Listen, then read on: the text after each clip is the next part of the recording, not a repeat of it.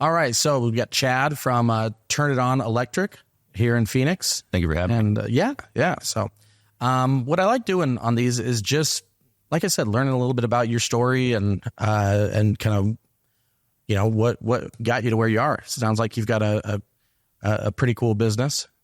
I enjoy it. I've got one of the biggest things that I wanted to do is I wanted to make sure that I got an opportunity to find amazing people that get to come to work every day.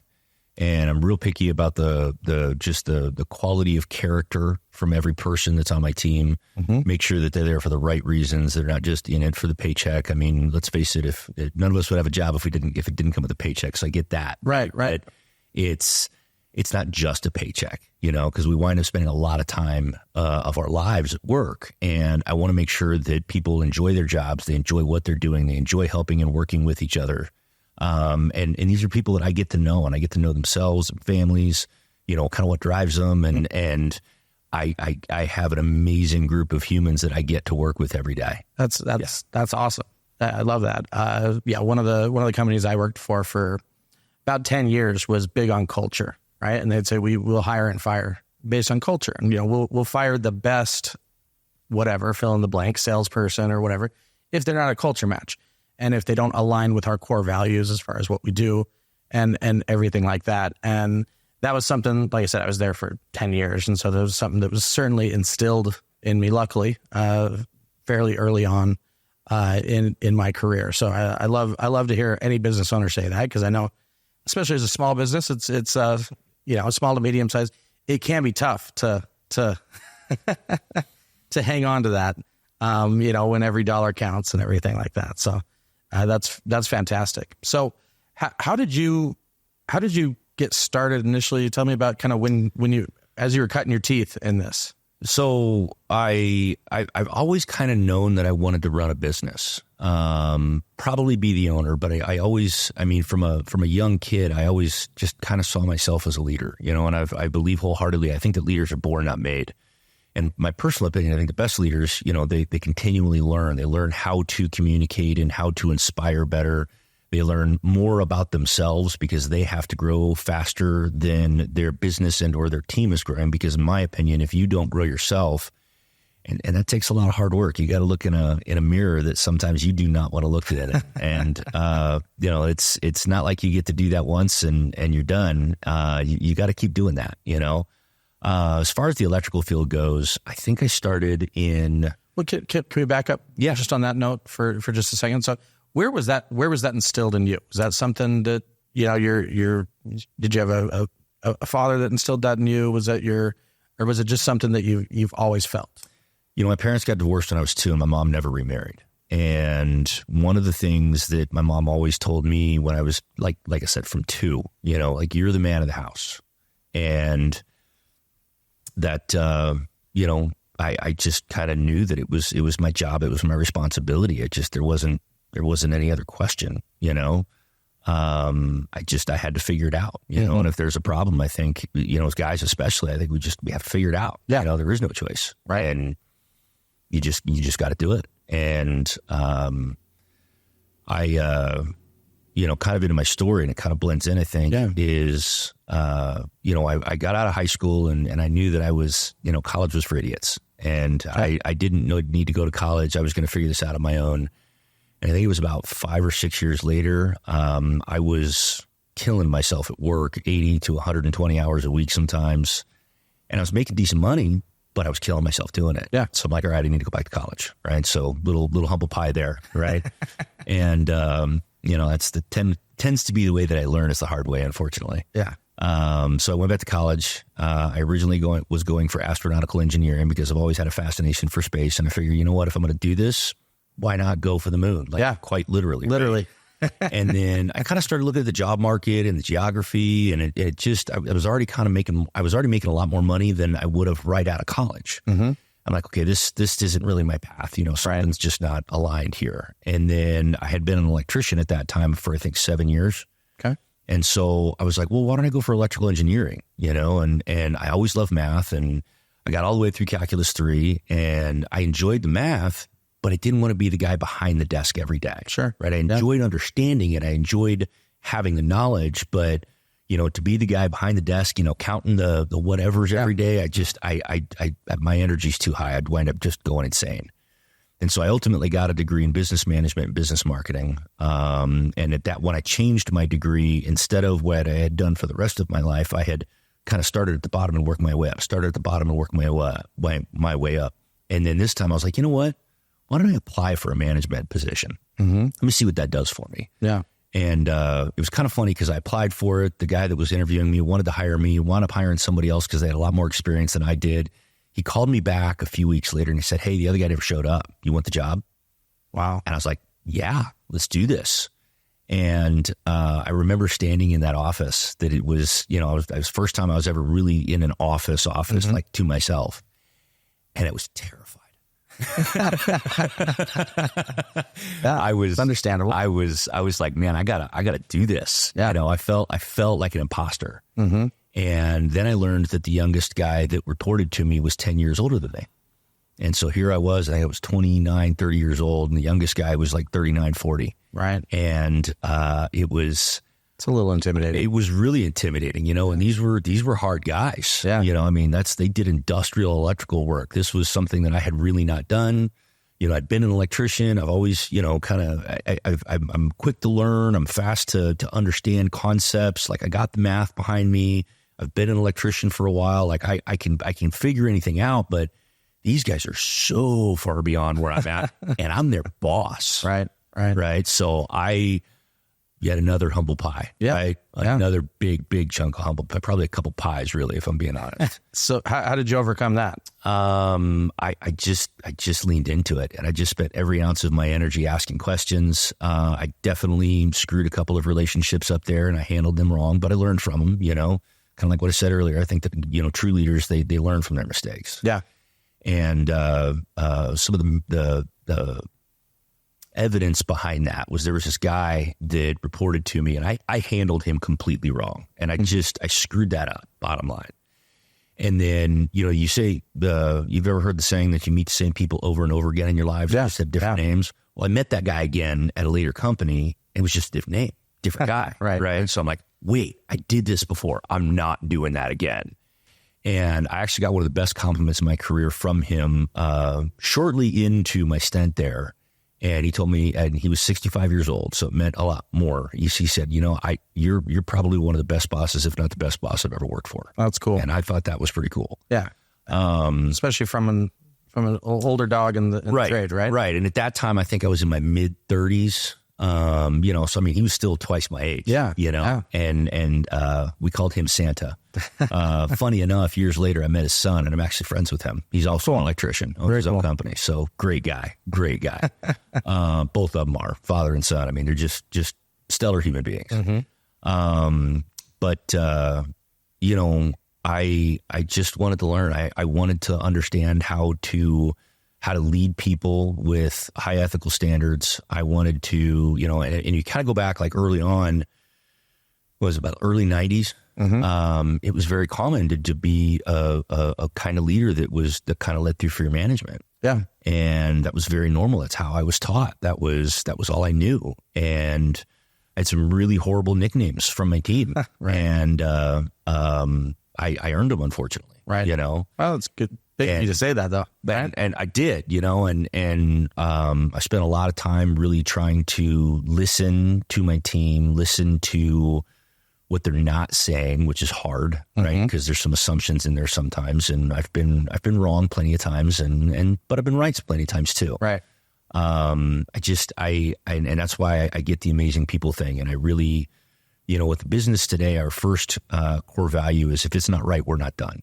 And what I mean by that is it's very common in the trades to like, well, let's do it the right way. What's the right way to do that? And that's a very common craftsman kind of feel. And I hope so, especially with something like electricity. 100%. That's how we keep our eyebrows, right? That's how we keep our fingers, right? But I really wanted to focus on doing it right because I wanted to make sure that I was speaking to my electricians, and being an electrician myself, I understand that it's got to be right. All the connections have to be tight. We got to use the right size wire, right size pipe. It's got to be clean. It's got to be straight. It's got to just be right. Yeah. And then I started thinking and expanding on that. It's got to be right by the customer. It's got to be right by the code. It's got to be right by whatever authority having jurisdiction is involved. It's got to be right by my technician too. Yeah. He or she has to feel good about that. Yeah. It's got to be right by my vendors. It's, we got to, pay our bills. I mean, just what does it mean to truly be and embody the term right with respect to this company, our organization, and everything that we do? And it's what I try to focus on every single day. And, I've made my mistakes. I've made some poor decisions here and there. But I do everything that I can to, atone for those mistakes and learn from them and just do better today. That's awesome. Couldn't have said it better myself. So tell me about when you made the transition from being in management at other organizations to starting your own company. So my wife and I, she's in real estate. I'm in the construction world, right? So in 2008, things started to go the wrong direction. I remember. Yeah. And who doesn't, right? Unfortunately.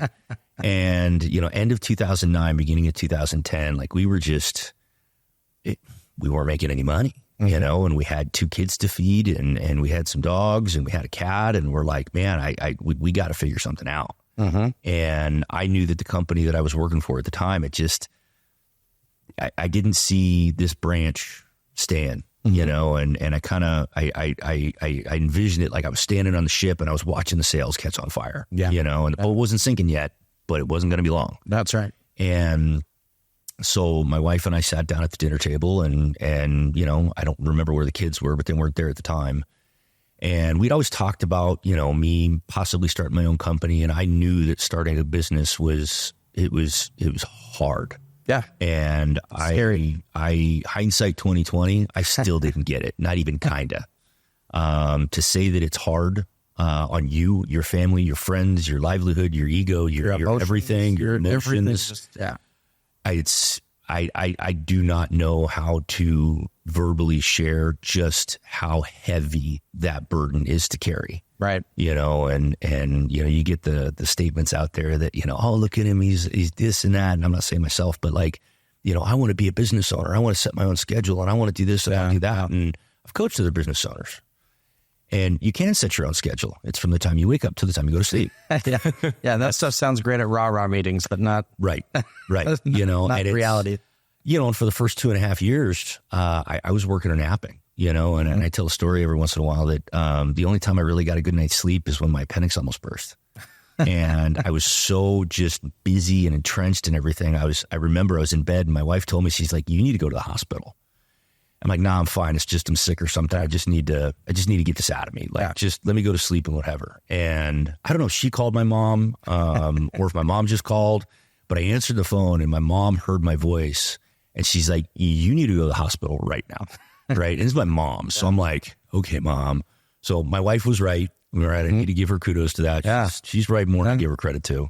But she was absolutely right. So my wife took me to the hospital and I had my appendix removed and I finally got a good night's sleep for like 1 or 2 nights. And I was on painkillers and it was because I had surgery. I couldn't get up. Yeah, you couldn't get up and everything else. And then went back to work, and they told me to take it easy for a while. Of course I didn't, but I'm still here.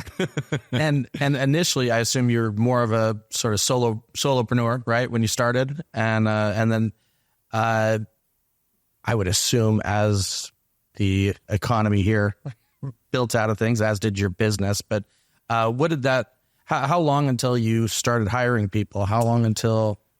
It wasn't long till I started hiring some guys in the field because for a while there, I was doing my bigger jobs kind of on the weekends and borrowing guys, to work on, and I paid them all W-2 and everything else. Yeah. But, I just borrowed the guys on the weekends, and I didn't have any full time. Yeah. Right.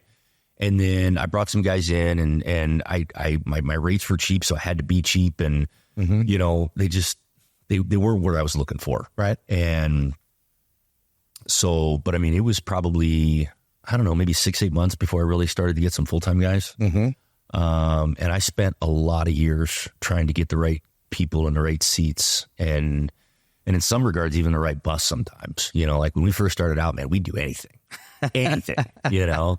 And then today we've kind of got 3 verticals that we focus in. And I'm really picky about staying within those bubbles because that's what my team's good at. You know, like if you look at some of the fundamental of the book, Good to Great, I want to say Phil Collins. That's not it. What's his name? Jim Collins. Jim Collins. Yeah. Thank you. Yes. So the book, Good to Great by Jim Collins, you know, he multiple times shares how companies kind of look inside themselves and say, what are we good at? Let's focus on that. Right. And so that's kind of what I do is I every once in a while I stop, I kind of look at my team and say, okay, what are we good at? Are we doing that? Is there more or less that we need to do? Right. And funny thing is most of the time it's less, you know, and it's, we tend to kind of specialize a little bit more. And more often than not. More often than with any business. Yeah. Yeah. And it's nice to say that, no, we just do this, you know, and, you know, the electrical trade, it's vast and deep and complex and low voltage and line voltage and medium voltage. And, you know, if you've got electricians that are listening to this, then, you know, medium voltage is and low voltage is really what we as 600 volt electricians do. It's technically in the world called low voltage. 600's low. 600 low, right? So like if you see the big transmission lines, you know, running, that's hundreds of thousands of volts. Okay. Right. So that will reach out and touch you. Yeah. Right. Yeah. So it's, yeah. So, so I call it line voltage, right? So your normal receptacles are 120 volts and that's the most common voltage in the United States because that's what everything gets plugged into. So whether you're a business, you know, an industrial or residential, just about everybody's always got 120 because you got to plug computers and stuff in. And there's different voltages and I won't bore you with the details, but it, you know, it was fun to me and it's still fun to me, you know, when I get a problem that nobody else can solve or, you know, I love getting the phone calls like, hey, you're like the 4th electrician that we've called and nobody can seem to figure this out. Right. And I'm like, oh, we're going to figure this out. Right. And knock on wood, I have yet to not. Right. There you go. And sometimes it's like, well, it's because you're calling the wrong people because you need to do this. Yeah. Right. And so, but sometimes it's that just, you know, it's our trade is that there's a lot of complexity to it. There's a lot of, you know, if you go back, I mean, electricity's only been around for just over 100 years, you know, mainstream anyway. Yeah. So there's been a lot of learning in the process. There's been a lot of evolution of materials and applications and all that kind of stuff in the process. And I don't know everything by any stretch. As a matter of fact, every day I realize how there's something else I didn't know. Right. So I get to learn something every day too. So it keeps me interested. It keeps me on my game. It keeps me, you know, keeps me problem solving. And, you know, at this stage in my life, I'm focused a lot more on my people and my customers. And I spent a huge part of my career really trying to focus and understanding on the math and the mechanics behind the electrical field. Right. And not that I don't have all that figured out because there's always something to learn there, always something to learn. Right. But I'm in a phase where a lot of my energy is really trying to understand my people better, you know, and understand, okay, how can I, you know, and always with ethics, like I don't try to sway anybody from a negative perspective at all. And there's people out there that do that, but I really try to, how do I help this person understand what, you know, they're saying they want X, Y, Z, but then they don't want to put in the effort, you know? And then how do I motivate that person to get what they want and want to put in that effort, you know? And there are some of those conversations I have, and not all of them work out well, you know, people make their own choices, but I do have some pretty good wins behind me of being a part of the process of this person, you know, really being able to flourish and find themselves, and people at all levels, you know, younger than me, older than me, smarter than me, everything. So it's to me, that's the fun part, you know, and I don't do it for credit. I do it because I just want to help. Right. I just want to help. That's cool. As far as helping bring the best out of your people and your product at the end of your service, you know, at the end of the day. Right. That's very cool. So as far as within the groups you specialize in, are you focused exclusively on residential, on commercial, on both? What's the this partially comes from me not knowing the electrical industry. Totally cool. So I've got 2 construction departments, one commercial, industrial, and then the other one residential remodel. And then I've got a service department. And my service department is mostly residential with a little bit of commercial stuff. Okay. So I'll start backwards here. So my residential department, anything residential, we'll rewire a house, we'll replace a panel, we'll move your stuff in your garage and go find your GFI and push the button for you and teach you how the GFI works. I mean, everything in the middle. We'll change light bulbs that you don't want to or can't reach. We can add can lighting. Light makes such a difference in our world. Yeah. And I can't tell you how many times we've had customers like, I've been thinking about doing this. And myself or my team, from our experience, have you tried or thought about, and we get to educate our customers, and again, it's a get to. Yeah. And so many times we get the opportunity to help light up their world better, and help put things more conveniently in places that make sense. Mm-hmm. And it's fun because you get to turn the switch on at the end and they're like, oh my God, the thing they already had looks so much better. Right. You know? Running a video marketing business, I completely understand that lighting makes huge difference in the world. Huge difference, right?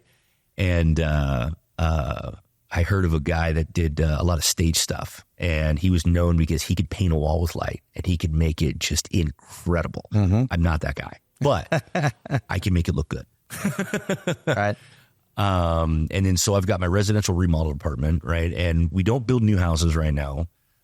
We may eventually, but we've done a couple of them and the product turned out well, but I just didn't really have quite the right team to do it in a way that financially made sense. Sure. Right. So we stepped away from doing full on new builds, but we'll remodel just about any size. Mm-hmm. And, from high end to the normal everyday house. And we'll do just anything in the middle. You want a kitchen remodel, we can come in and do the electrical part. You wanted to do a full house, something, blah, blah, blah. We can do that. You want to put can lights, ceiling fans everywhere. We can do that. You want to come in and just replace all your devices so that they're not the old ivory, normal devices. I've had someone do that in my house before. Yeah. Because I didn't want to touch it. And that's the thing, right? And we get that, and most people don't want to touch electricity. Mm. And it's what keeps me in business. I've been shocked enough times to know that I don't like that. Especially if there's ladders involved. I really don't like it. It is not a fun thing. Show me an electrician that hasn't been shocked and I'll show you a new electrician. That's the way that works, unfortunately. Right. And then the other side that we do is commercial industrial, right? So anything from like basic TIs of offices to we've built a couple of restaurants. And we've done some, the industrial side of things is super technical. And that's really where I find, hey, I haven't found another guy that's been able to figure this out or do this, or, this is too difficult for people. Mm-hmm. And we've had situations like we had a customer in Scottsdale, and they had some electricians on site. I don't know what they were doing, but their main breaker tripped, and it was a big main breaker, and they didn't know how to reset it. And they finally got it, but there was a part of it that wasn't working properly. And they said, we don't touch those, right? And then so through the grapevine, I wind up getting a hold of it. And again, kind of the same thing is, most people won't touch a breaker that big. Right. And we've done it before. We'll do it again. And so I was like, absolutely, love to come over and check it out. And, they were thinking they got to change the whole breaker, and when you get into a 3,000 amp breaker, that's a massive expense. Mm. Right. And we were able to actually just change a part of it. And so the expense went down significantly. We're going to be able to fix their problem. We haven't completed the work yet, but that's the kind of thing that I enjoy doing because, on one hand, they were thinking, a 6-figure number to try to make this repair.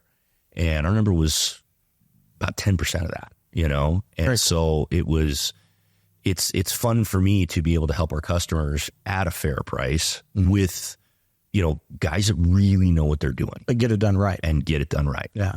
Back to that. If it's not right, we're not done, So you started bringing people on, bringing on new employees and everything like that. Was there a point where you felt like, have you just had sort of steady growth, or was there a point where you felt like then things really, really blew up, really exploded? So kind of a double-edged sword. When I got into business, I was so focused on the top line, mm-hmm. and I conceptually knew that I had to worry about the bottom line, but I'm like, if I focus on the top line, the bottom line will come. I was wrong. Another bit of humble pie there. Yeah. I've eaten that one too. Yep. And so I focused on the top line for far too long. And then I kind of had this thing built that I couldn't, it was either one side was doing well and the other side was catching up, and then it would kind of flip the other way and it would flip the other way. And then sometimes it was here, and it's like, can we just get here for a while? you know? And I've been in business now for 14 years, and here I am 14 years into this, and I'm finally at a point where I'm here now, you know, and it's been, you know, it's been putting out fires. It's been, you know, dealing with people that great person, but wrong seat, Sure. you know, kind of thing. Yeah. I've had a few of not great people. Unfortunately, that happens. But for the most part, it's been, I've had some great people, and it just, great person, wrong seat, right? You know, and it needs to be a great person, right seat, or right person, right seat. Mm-hmm. And I do believe I've got probably just about all of that right now. Okay. I don't think I've got any real problems within my team today. I'd always like to be bigger, you know, but I would rather build right than just build big. Mm-hmm. And, you know, I've had the whole gamut done to me. I've had people steal from me. I've had, you know, customers not pay me. I've had, you know, employees do things that I probably shouldn't mention on anything recorded, you know. It's, you know, I've had kind of everything, you know, and it's been a huge learning process for me. A lot of humble pie over the years, you know, some wins over the years too, you know, and I'm proud of what I've built so far. I got a long runway in front of me. I got a great team that I get to lead every day, you know, and I kind of look at leadership. It's, you know, at the end of the day, the responsibility's mine. But I believe because of the way that I run my team, it's more of kind of a roundtable mentality. You know, everybody understands that, you know, not anybody on the team knows everything, me included, right? But as a team, there's not a lot we can't handle, right? You know, and the only things that we really can't handle are things that our team is too small for, you know, and it goes with being a small business. Yeah, absolutely. So, but we know that, right? And we really try to manage around that. And, you know, we've had some great customers offer us work, and we're like, man, I can't get to it on your timeline. Yeah. Yeah. And I've had some wait. Yeah. You know, that's a huge compliment. That is a big compliment. That's a huge compliment. Yeah. And because there's nothing worse than when you know you can fulfill on something, but you can't in the, you know, in the allotted time. And so as a business owner. Yeah. Well, and again, it's better than agreeing to it and not getting it done. 100%. But again, that's a testament to my team. Right. You know, it's not me doing this, it's them, you know, and our customers, they come for them. Mm-hmm. And that's the end of the result. That's what it is. This isn't me. Right. You know? Absolutely. Just how I see it. Awesome.